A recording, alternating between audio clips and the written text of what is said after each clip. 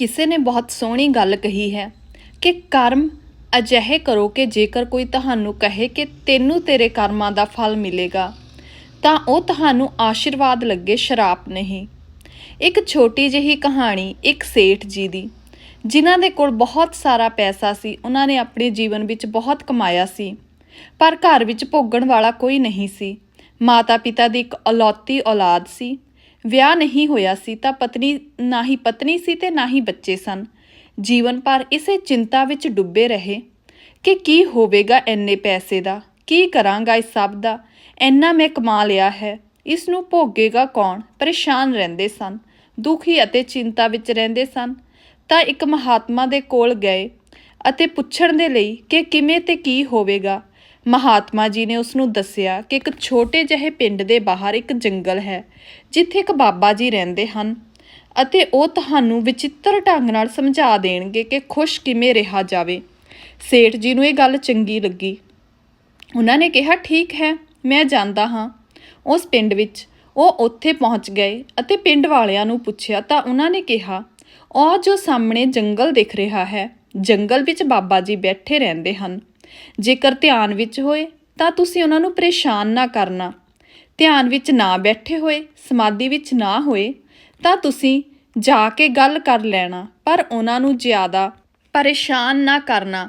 ਕਈ ਵਾਰ ਵਿਗੜ ਵੀ ਜਾਂਦੇ ਹਨ, ਗੁੱਸਾ ਵੀ ਕਰਦੇ ਹਨ। ਸੇਠ ਜੀ ਆਪਣੀ ਕਾਰ ਵਿੱਚ ਸਨ। ਪਹੁੰਚ ਗਏ ਉਸ ਜਗ੍ਹਾ 'ਤੇ ਜਿੱਥੇ ਦੱਸਿਆ ਗਿਆ ਸੀ। ਕਾਰ ਵਿੱਚ ਆਪਣੇ ਨਾਲ ਇੱਕ ਬੈਗ ਲੈ ਕੇ ਆਏ ਸਨ, ਜਿਸ ਬੈਗ ਵਿੱਚ ਉਹਨਾਂ ਨੇ ਆਪਣੇ ਜੀਵਨ ਵਿੱਚ ਜਿੰਨਾ ਕਮਾਇਆ ਹੋਇਆ ਸੀ ਸਭ ਰੱਖਿਆ ਹੋਇਆ ਸੀ। ਗਹਿਣੇ ਸਨ, ਪੈਸੇ ਸਨ। ਜਾ ਕੇ ਉਹ ਬੈਗ ਬਾਬਾ ਜੀ ਦੇ ਚਰਨਾਂ ਵਿੱਚ ਰੱਖ ਦਿੱਤਾ ਅਤੇ ਕਹਿਣ ਲੱਗੇ, ਬਾਬਾ ਜੀ, ਮੈਨੂੰ ਦੱਸੋ ਕਿ ਖੁਸ਼ੀ ਮਿਲੇਗੀ ਕਿੱਥੇ। ਮੈਂ ਪਰੇਸ਼ਾਨ ਹੋ ਚੁੱਕਿਆ ਹਾਂ, ਮੈਨੂੰ ਫਾਰਮੂਲਾ ਦੱਸੋ। ਮੈਂ ਸੁੱਖ ਨਹੀਂ ਲੱਭ ਪਾ ਰਿਹਾ ਹਾਂ। ਸੁੱਖ ਦਾ ਇੱਕ ਪਲ ਮੇਰੇ ਜੀਵਨ ਵਿੱਚ ਨਹੀਂ ਹੈ। ਮੈਂ ਪਰੇਸ਼ਾਨ ਹੋ ਰਿਹਾ ਹਾਂ।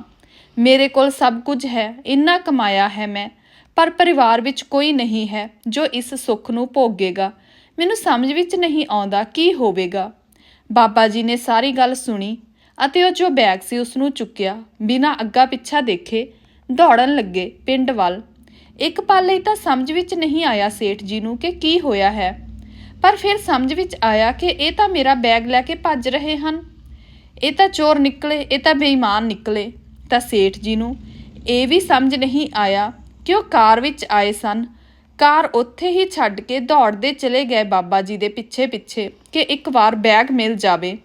ਬਸ ਸੇਠ ਜੀ ਦੇ ਦਿਮਾਗ ਵਿੱਚ ਇਹੀ ਚੱਲ ਰਿਹਾ ਸੀ ਕਿ ਕਿਤੇ ਪਿੰਡ ਵਿੱਚ ਕੋਈ ਅਜਿਹਾ ਘਰ ਤਾਂ ਨਹੀਂ ਹੈ ਜਿਸ ਵਿੱਚ ਜਾ ਕੇ ਇਹ ਬਾਬਾ ਜੀ ਇਸ ਬੈਗ ਨੂੰ ਛੁਪਾ ਦੇਣਗੇ ਅਤੇ ਬਾਅਦ ਵਿੱਚ ਪੈਸੇ ਇਸ ਵਿੱਚੋਂ ਕੱਢ ਲੈਣਗੇ। ਬਹੁਤ ਕੁਝ ਉਲਟਾ ਫੁਲਟਾ ਚੱਲ ਰਿਹਾ ਸੀ।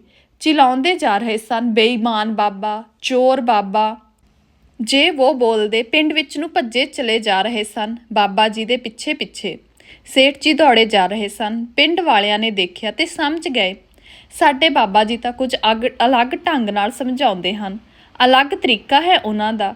ਇਸ ਲਈ ਪਿੰਡ ਵਾਲਿਆਂ ਨੇ ਜ਼ਿਆਦਾ ਰਿਐਕਟ ਨਹੀਂ ਕੀਤਾ, ਉਲਟਾ ਸੇਠ ਜੀ ਦੇ ਨਾਲ ਨਾਲ ਭੱਜਣ ਲੱਗੇ। ਸੇਠ ਜੀ ਪਿੰਡ ਵਾਲਿਆਂ ਨੂੰ ਕਹਿਣ ਲੱਗੇ ਕਿ ਕਿਹੋ ਜਿਹਾ ਬਾਬਾ ਤੁਸੀਂ ਰੱਖਿਆ ਹੋਇਆ ਹੈ, ਇਸ ਨੂੰ ਭਜਾਉਂਦੇ ਕਿਉਂ ਨਹੀਂ। ਇਹ ਚੋਰ ਹੈ, ਬੇਈਮਾਨ ਹੈ, ਮੇਰਾ ਬੈਗ ਲੈ ਕੇ ਭੱਜ ਗਿਆ ਹੈ। ਮੈਂ ਜੀਵਨ ਵਿੱਚ ਜੋ ਕੁਝ ਕਮਾਇਆ ਸਭ ਲੈ ਕੇ ਭੱਜ ਗਿਆ। ਹੁਣ ਮੈਂ ਕਰਾਂਗਾ ਕੀ। ਬਾਬਾ ਜੀ ਇਸ ਗਲੀ ਤੋਂ ਉਸ ਗਲੀ ਵਿੱਚ ਨਿਕਲਦੇ ਚਲੇ ਗਏ, ਕਿਉਂਕਿ ਪਿੰਡ ਦੇ ਸਾਰੇ ਰਸਤੇ ਬਾਬਾ ਜੀ ਨੂੰ ਪਤਾ ਸਨ।